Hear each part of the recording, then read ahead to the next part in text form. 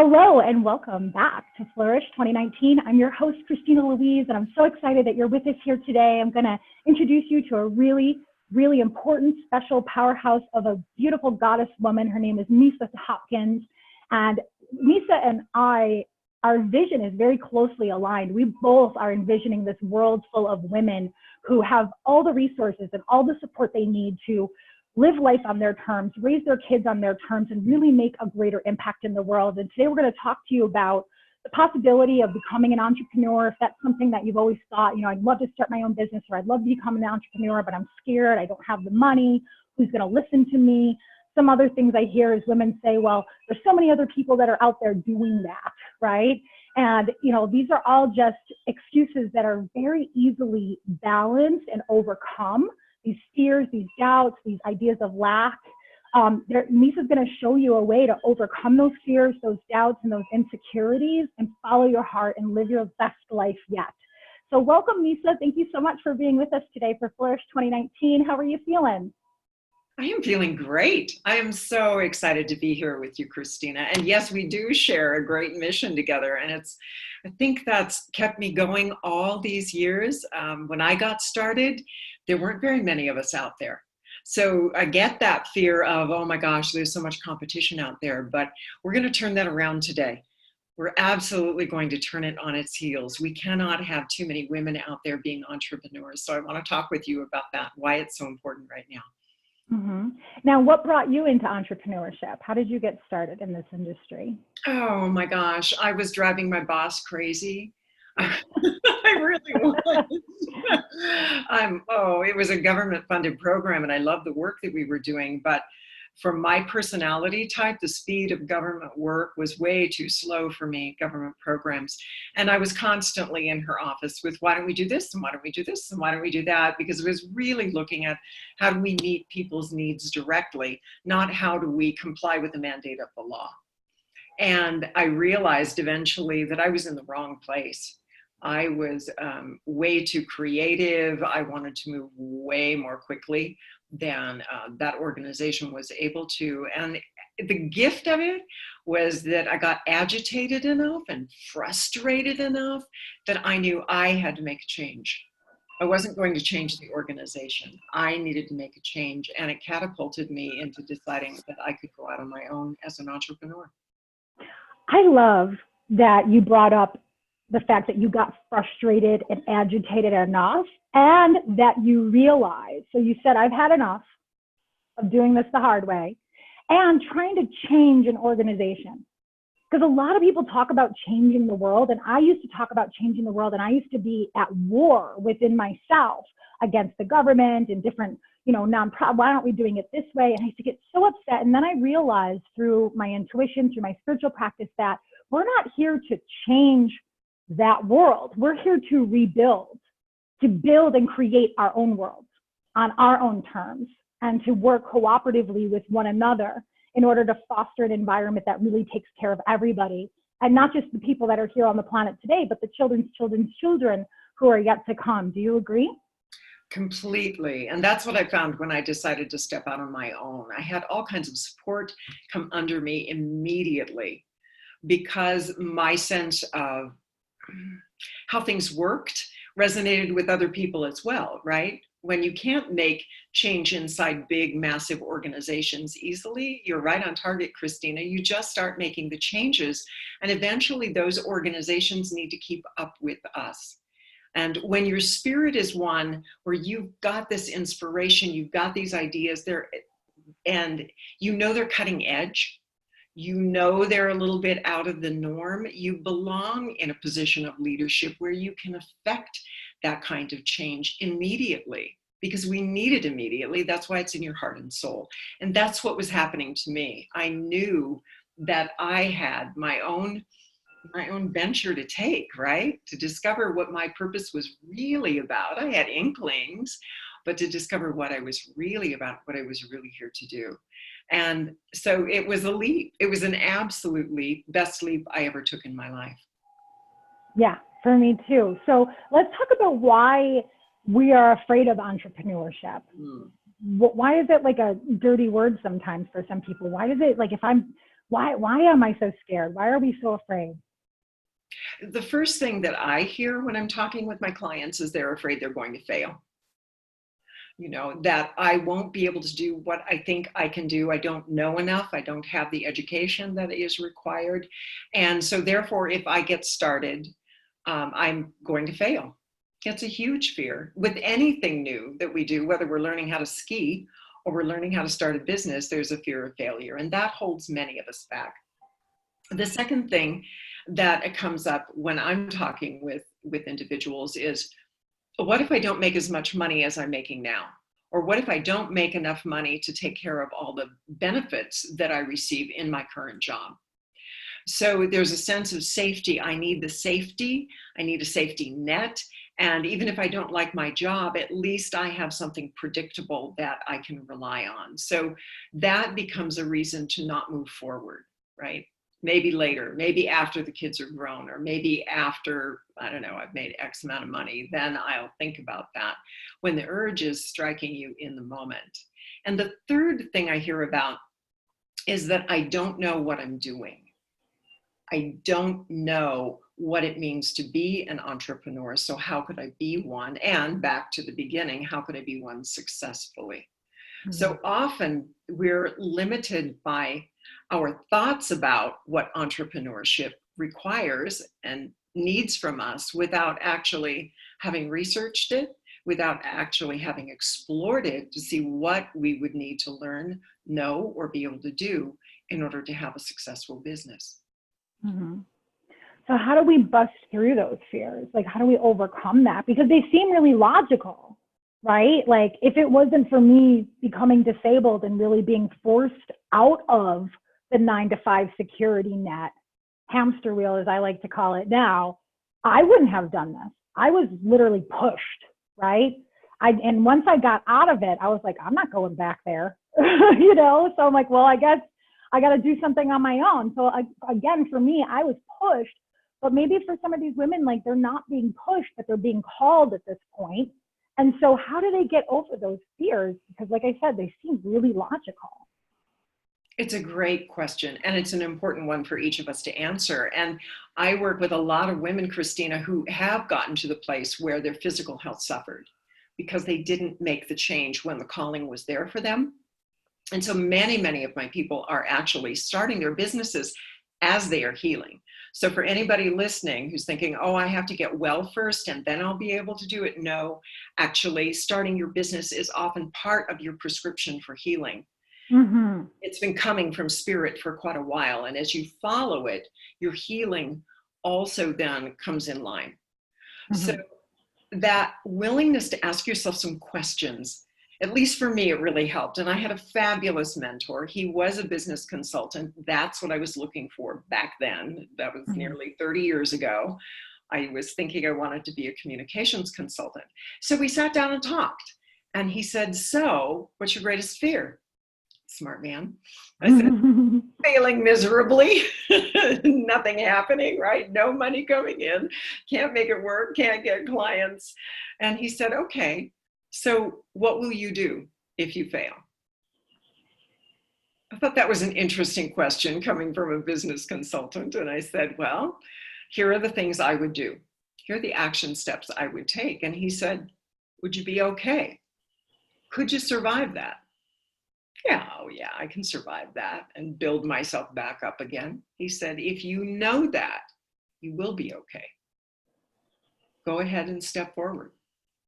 And it was the most powerful question that anybody had asked me, to realize that I already had my backup plan and I still had the will and the drive. Even after I told him my backup plan, it was still, well, I just approach it in a new way.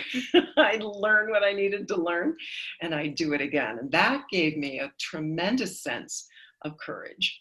And the other piece that was very helpful for me, and it came in, of course, as synchronicity does in our lives, right? This piece of information came at the perfect time. And I read a study that pointed out that CEOs of major corporations, when you get them alone in an anonymous survey, will admit they feel like they don't know what they're doing. Wow. Can you say it again? Because I'm like, wait, really? Say that again. CEOs of major corporations, when they're talked to privately in an anonymous, anonymous setting, Yeah. so Yeah. nobody knows it's them, not their name. Their name isn't associated. Most CEOs feel like they do not know what they are doing. Yeah. So again, think about some of these really large corporations, ones that you respect. They're often on the cutting edge of something. So yes, they may have some basic principles. They may have an MFA in business, or working to support them. They may have incredible team players. They may have great investors, but they're at the tip, right? They're carving the way. They are making the significant decisions that are going to move them through time and space. They're moving into the unknown. Of course, they don't feel like they know what they're doing. There's always an element of unknown. That's true, by the way, whether you are working in a business setting or in a job where you're taking on a new project. It's equally true when you're an entrepreneur. That doesn't change, but we think it does, but it doesn't change. You're already dealing with unknowns in the environment that you're in, and you're probably doing it every day. So stepping into the unknown is spiritual principle. That, in what I've learned over the years, that is the domain of the sacred feminine. That is the womb of all life that holds all of our potential, all of the possibilities. And when we open up to our potential, we're rising up, we're being born from that womb of possibility. We're always being reborn from the unknown.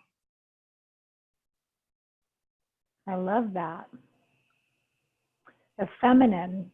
We're so heavy in the masculine in this world. And I think we get caught up in that just very early in childhood. It's about competition and gain and making it happen. And you should have known, and you're a big girl. And why did you do that? And what's wrong with you? And no, you can't do it that way. I was at a restaurant last night waiting for a table, and I was watching these two parents, and I know that they love their kid, and I know that they're doing their best. But they're like just barking at this. Look, there's people. Move out of the way. This, and I'm like, oh my God, like this. She's a person too. Why don't they move around the kid? I mean, you know what I mean? And so I think we just lose that, and we just get so heavy in like the structure and doing, and then we think we're supposed to have it all figured out, and we're so worried about the competition and the potential loss that we never get off the ground. And like you said, it takes, for me, a disability, a car accident, practically bankrupt, or a huge disease or a medical diagnosis. And then you just want to go, well, wait, I actually had a friend tell me last year, I've been feeling called to go to New Zealand to find my wife for a couple years now, but I've got these digestive issues. So I'm just going to stay here in New York, and I'm going to heal it first. And I said, yeah, well, how long have you been saying that? And he's like, oh, it's about a year now. And I'm like, is it getting any better? He's like, no. I'm like, I think you should go now. I think getting out of the same environment that you've been in all these years and going to a beautiful place will actually encourage your health. And so he did. He sold his car. He sold his house. It took him maybe 2 months with conscious intention. And he's been off traveling all around Asia. And he just got back from Spain, and he was in New Zealand and Australia for months. He's been out there. And I said, when are you coming back? Come here, come visit me in the mountains. He's like, I'm not going back. Like, you couldn't pay me to come back. I am having the time of my life, and no health issues. It's gone, completely gone. So the other thing that you said that I really liked is that as soon as you made that decision that you had enough and that you were going to not try to change the system, but create your own, then you said people started showing up to support you. Can you talk a little bit more about that? I'd love to. It really is the power of being in your bliss. And you were speaking to that, right? That sense of you finally do it. You make the leap. You make conscious decisions, by the way. This isn't about not thinking it through, right? You need enough money to take care of your family. You need to either get a loan. You're going to need to set some money in savings. You're going to need to do something to take care of yourself. But that willingness to recognize that you're leaping into who you are. That unknown is who you really are. It's where you thrive. And when you're in that kind of bliss, as Joseph Campbell described it, and he described it perfectly, it has a power of attracting to you exactly what you need in every moment that takes you further and further on your path. So, there are hidden gifts to being an entrepreneur, right? We wanted to talk about it. Talk about that. Yeah, go ahead. This is one of them. When you're starting, you're only seeing the beginning of the path, just the beginning. It gets better. Now, yes, you are going to have some challenges. I can hear those thoughts. Yes, you're going to have challenges. Yes, that's true. But you already do every day. You have challenges you need to overcome. And if you're in a job that doesn't suit you anymore, you really have challenges every day, just getting out of bed and getting yourself to work and getting yourself home at night. So yes, of course, there are challenges. That's what keeps us stimulated and excited and enthusiastic about life. But if you remember that when you become an entrepreneur, the challenges aren't smaller or bigger, they're just different. That's all. And you are living in your bliss. It's where you perform the best. It's where it's natural for you. You can't help but be good at it, not because you learned all this cool stuff, which may help you, but it's because it's how you were created. It's how you were made. And when you honor that, as this man did, right? He's a traveler. He's a traveler. There isn't something he has to do first to become a traveler other than sell his house and his car and make sure he had his plane tickets and the things he needed, right, to travel. But once he was in it, he knew how to travel. It was already in him. He knew how to connect with people. He knew how to make a difference. It was already there. And when I got that download, when I got it, that there wasn't some grand thing I needed to have perfected to fulfill my purpose, that all I had to do was live it. Oh my God, everything opened up, everything.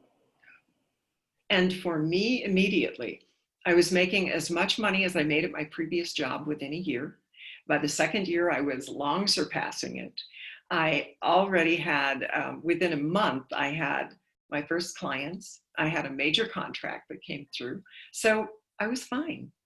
I was better than I could have imagined. Mm-hmm. So, and the same, go ahead. No. I was going to say the same thing happened for me. Like, I spent all these years rebuilding my body, rebuilding my relationship with myself, my body, God, money, all of that. And then was like, okay, so I can like do something, I can like go out and work now, after years of not being able to do that. And I thought, well, I'm not going back. So what am I going to do? And I didn't know. I had no idea what my purpose was. I didn't know what I would ever sell, or I didn't know anything about marketing. But I had spent years watching people online who did, and studying them and finding out who the fishy ones were and who the genuine ones were, and, who was still in the market a few years later and who wasn't, and so I really felt in my heart, I had this woman. I knew that I was supposed to work with this woman, but I kept telling myself, when I have more money, because I had no money. I mean, it's a gift that I didn't have to file bankruptcy. I came very close a few times, but I never had to officially file. I had no credit. I had no savings. I got no settlement. There was no boyfriend or husband to help me, but I knew I had to hire this woman. And she actually did a webinar the one day, and she said, if you've been sitting there saying, when I have more money, I'll do this, that is never going to happen. It's never going to happen until you take the next step. And the next step is free to talk to me. So I got on the phone with her, I talked to her, and I just knew it through and through. I was like, oh my God, I have to do this. I have to be in this program. But again, I had no money. But the next step was not to pay. The next step was to make a decision that I was going to get into that program one way or the other. So I told her, send me the contract. I'll sign it right now. Give me 30 days. I'm going to figure it out. It took me 60 days to figure it out. But I stepped into that program, and I was able to go from 0 to 6 figures in 9 months with nothing. And I shared this story with other people, and they kind of accuse me. Like, I'll tell people, like, listen, don't worry about the money, take the next step. Don't worry about the money, take the next step. And they look at me like I'm trying to sell them a pipe dream or, lure them down this dark road of debt. And it's like, no, no, no. When you're following your heart and you're trusting yourself and you're taking it one step at a time, these things that you could never imagine start happening. People that you've never met before, rebates, free gift, like just stuff comes in all different kinds. And I've spent a lot of time worrying about the money and a lot of time in my head comparing myself to others. And thank God I've stopped that. But I look back, and the reason that I was able to stop that, Misa, was because I realized I've been doing this for years, and somehow the rent always gets paid. Somehow I eat every night. Somehow I'm still getting a pedicure and a manicure. It's us giving ourselves permission and realizing that we're not alone is what I found to be the secret sauce of flow and ease as far as entrepreneurship and really in my entire life goes. What do you have to say about that? I love it. I love it because that is exactly what I've experienced. It's the minute that you make that commitment, right? This has been said so many ways, so many times. The minute you make the commitment, the universe comes up to support you. It's so simple. And it is the commitment. And that's what I heard in your story, is that you made a clear and concise commitment. And so the universe came through for you. So it's got to be an unwavering commitment. And that's also what I heard. It wasn't a partial commitment. It wasn't based on contingencies, if then, right? It was saying, this is what I need to do. This is my next step. And I'm moving forward. And it's that kind of thinking and spirit that makes you an entrepreneur as well. You're stepping onto that cutting edge. You had been given this incredible insight that makes you, these insights about life. And they had to come through, even if you didn't know what they were yet, which was my story. I did not know. I only knew there was something that I needed to give, but I didn't know what it was yet. And the vehicle I was in wasn't going to do it. So I stepped off the ledge and I said, over here, there is an available route for me, and I can do this. Mm-hmm. And the minute I stepped off, that's where everything came through, right? So my mentor then hired me the minute I stepped off the ledge. Your mentor hired you. My mentor hired me. So funny. Mm-hmm. And he introduced me to his clients. And this is where competition gets dispelled really quickly. For me, the lesson was early. He introduced me to his clients without any fear that he was going to lose his clients, because I brought something to the table he knew they needed in addition to what he provided. Mm-hmm. So we actually started to work as a team together, providing assistance to professional practices. And then I started getting clients on my own, mm-hmm. including a large contract that took care of me for quite a few years. So, and that eventually served my community in ways I never saw coming. Mm-hmm. I was making the difference I was here to make. So when you're willing to know that you're here for cutting edge change, and you're willing to step into that, oh my gosh, I couldn't have known. There was no way that could have known then that the work I was going to do was primarily working with women, teaching them sacred feminine-based principles, how to be with their emotions, to be able to make the change that they are here to make. And that's heaven for me. And as you say, the bills always get paid. Things always get taken care of. There's never been a day I've gone hungry or couldn't buy groceries. There's never been a day I didn't pay, my expenses. Never, not one. And I've been doing this for nearly 30 years. That's a long time to have found some comfort and ease in life. So that ability to step into the bliss, oh my gosh, the willingness to step into the bliss. I couldn't have known how good it was. And if I had known, Christina, I would never have had one day of fear. Yeah.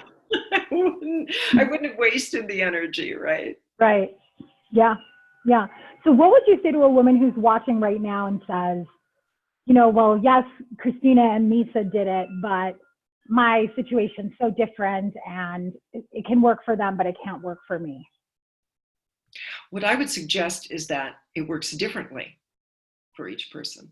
The principles are the same, The principles of creation are exactly the same, but how it will work for you will be a different story. So if you're willing to allow yourself to hear the stories of other women, and instead of thinking about those women as being special or being competition, remember the story about the CEO. Mm-hmm. They also feel like they don't know what they're doing, but they're doing it anyway. The divine already knows. You don't have to figure it out. That's not your job.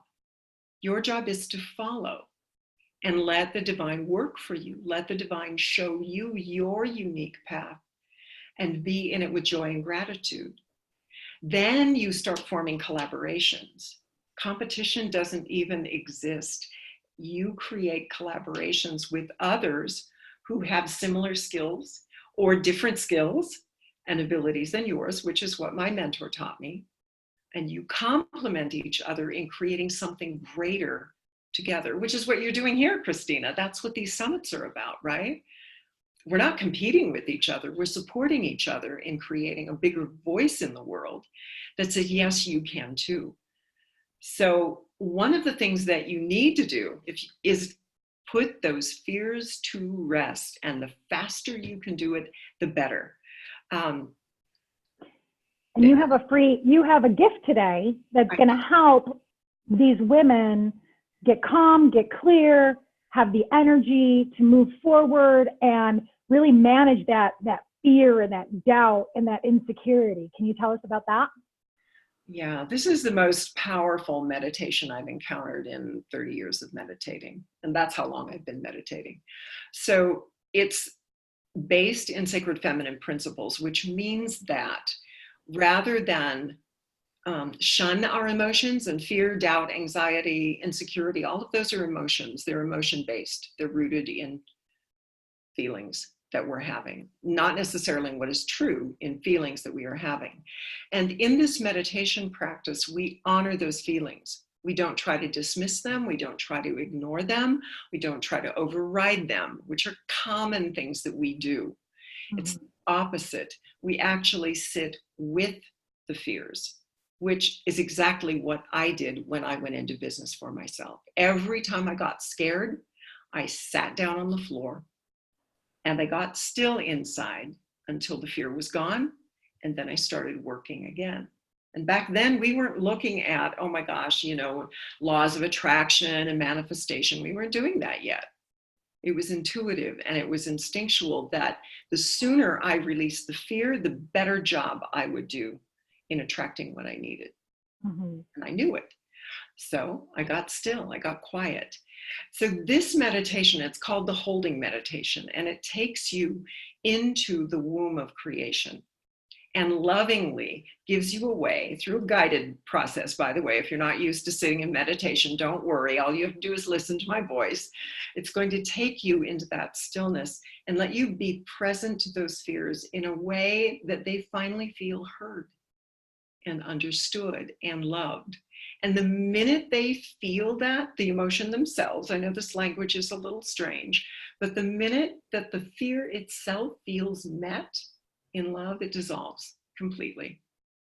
And all that's left is you in your radiant light, in your beauty and your strength and your power and your gifts, ready to do it. You're ready to move on to what is next. And that meditation I've seen women use so successfully in overcoming all kinds of anxiety-based conditions and fears. For example, one of my closest friends did this meditation for 30 days every morning, and she ended 15 years of chronic genetic depression. Gone. And this woman is rocking the world right now. And that's our potential coming alive once those fears are quieted down. Yeah, I can attest to that. I spent almost 30 years of my life priding myself on I never cry. I never cry. I don't let people get close to me because I don't want to get hurt. I don't want to hurt them. I don't want to feel those feelings. And I learned that as a kid, going through abuse and stuff. I had to shut down and not let myself feel in order to survive. But then you're trying to have a relationship, build a family, do something great in the world when you can't feel yourself and you're not listening to yourself. I think that's the biggest thing that holds even people who are making good money in entrepreneurship. Their health suffers, or their family suffers, or they can't find the love of their life because they're just not allowing themselves to be with themselves in a vulnerable way. And so they can't be that vulnerable or intimate even with their clients or anybody else. So I love this meditation. I'm going to get it. I encourage all of you to take advantage too. It's totally free. It's Lisa's gift to you. The link is just below this video. All you have to do is click it, enter your name and your email address, and Lisa will just send that right off to you right away. Lisa, this was such a beautiful talk, and I love the power and the strength in your calm, serene voice. So I'm looking forward to grabbing that meditation and like hearing you every single morning, because it's just, you just have this very, I don't know, it's like this calm, but wise and strong and soft, but powerful energy. And I'm so glad that you gifted us with that today. Thank you. Thank you. What a delight to get to spend this time with you and the people that are here. I can feel all these hearts, just rich, beautiful, tremendous potential amongst all these women. And what a delight to be with you and supporting them, becoming everything that they want to be. So thank you, Christina. Thank you for doing this sacred work. Oh, you're welcome. Thank you for clearing the path for women like me. Getting started early when I was just a baby. So thank you for being willing to courageously forge out and be a pioneer in this industry and lighten the way for the rest of us, as we're doing the same for the women that are in the audience today. Is there anything else that you'd like to say to these ladies before we go? Just love, just love. That's our magic ingredient. When we tap into that, right? That's where everything opens up. So as each of us embraces a deeper love for ourselves, we are transforming the world. And one of the ways we love ourselves is to take those risks that we know we need to take, and trust in that divine love to carry us right along down the stream of our own beauty and our own gifts for the world. Thank you again. Bless you. Bless you. Bless you. And bless all of you. Thank you so much for joining us today. I'll see you tomorrow with another Master Talk. Bye.